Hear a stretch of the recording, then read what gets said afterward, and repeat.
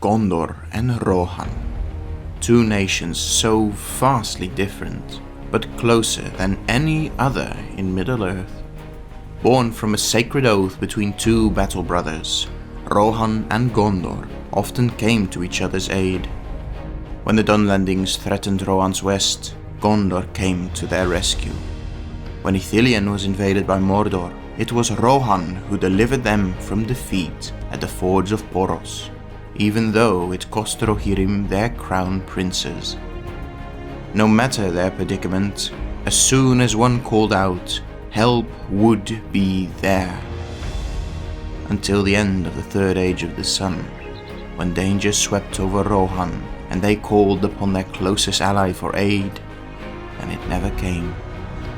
So when Gondor calls for aid, we hear Théoden King snarl his question in rage. Where was Gondor when the Westfold fell? Where was Gondor when our enemies closed in around us? Where was Gondor?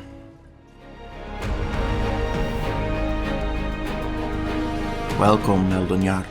I'm happy to see so many of you returning here once more, and I hope to see even more of you next time, when we will look at one of the most mysterious beings that our dear hobbits encounter on their travels, Tom Bombadil. So be sure to subscribe and ring the bell to be reminded when the next chapter starts. But this week we ask ourselves, where was Gondor when the Westfold fell? We all know this iconic scene where, for the briefest of moments, King Théoden vents his frustration to Aragorn, and the stress and desperation become clear for all to see. And though we only see this in Peter Jackson's retelling, as Frodo's memoirs in the Red Book of Westmarch do not mention this exchange anywhere, the Red Book does give us a clear picture of the situation the Rohirrim are in, as the Battle of Helm's Deep is coming closer. The War of the Westfold had seemingly been decided in favour of the Dunlendings, as the entire province was lost to the men of the Riddermark, and Saruman had marched an army of foul men, orcs and fighting Uruk-hai to the borders of Rohan, and had slain Théoden's son Theodred in the first battle of the Fords of Isen. 7 days later, on the same day that Gandalf the White managed to lift the veil of Théoden's eyes, the second battle of the Fords had been lost. The great army of the Westfold was defeated, and the survivors had been scattered in all directions.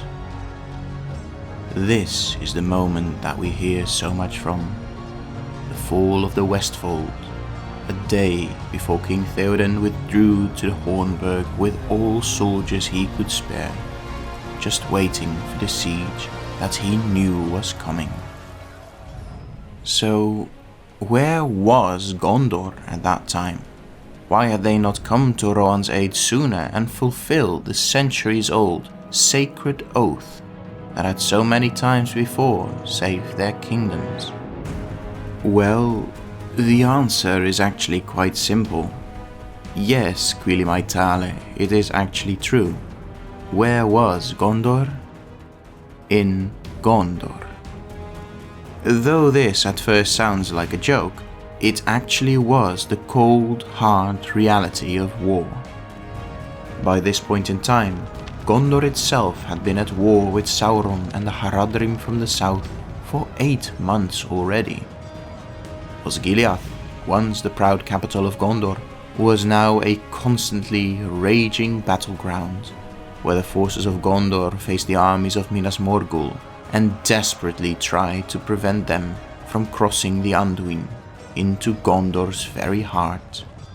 On top of that, the whole of Gondor's coast was under constant threat from the corsairs of Umbar, bleeding away precious troops that were desperately needed on the borders with Mordor. And this is when Rohan called for aid. So with Gondor being stretched thin, almost to the point of breaking, it was impossible for them to spare any troops to come to the aid of their old allies. However, these were not the only reasons. Not long after the original oath that created Rohan and its friendship with Gondor had been sworn, the two nations took to creating a manner of communicating over the hundreds of miles that separated them. Thus, they created the Warning Beacons of Gondor, two series of permanently manned stations, cutting a path along the foothills of the Ered Nimrais from Minas Tirith all the way to Rohan. These posts were not just built for signal fires, but each of them held stables and fresh horses, so that a messenger could make their way from one end to the other, and, in times of need, carry from one ally to the other the red arrow. It was this symbol, with its almost orcish black flight, its steel barbs, and its blood-red mark on its tip, that was used to summon Eorl the Young and his Eotheod to the field of Celebrand, where they delivered Gondor from certain doom, and through that created the realm of Rohan itself. And it was this symbol that the two allies decided to use henceforth to call each other to all-out war, and not only the fires of the warning beacons, like many of us initially assume. And it was this symbol that was not sent when Saruman attacked the Westfold. Yes, no beacons were lit, no messengers were sent, there was no cry for help from the Rohirrim. Many of you now certainly wonder why this was. Were the Horse Lords perhaps too proud to call for reinforcements? Maybe, but it most certainly was because of King Théoden, then Théoden the Cursed and Aged.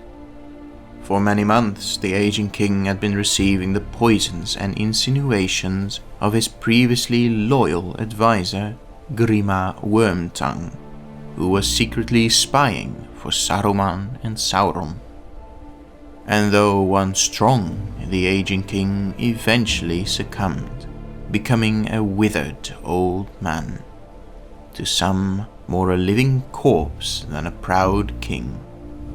For a long time, Grima managed to control the will of the king, downplaying the threat posed by Saruman and successfully sabotaging the Rohirric armies. So in the end, there was no one who could have given the orders to light the beacons and send out the messenger with the red arrow. Only after Grima's intrigues were uncovered and Gandalf had healed Théoden could Gondor be called for help. But by then it was too late. Edoras had to be abandoned as the last forces under King Théoden's command made their way south, only to suffer the first day of the Battle of Helm's Deep a mere day later. So by then, it would have been impossible for any of Gondor's troops to arrive anyways, regardless of whether they had them or not.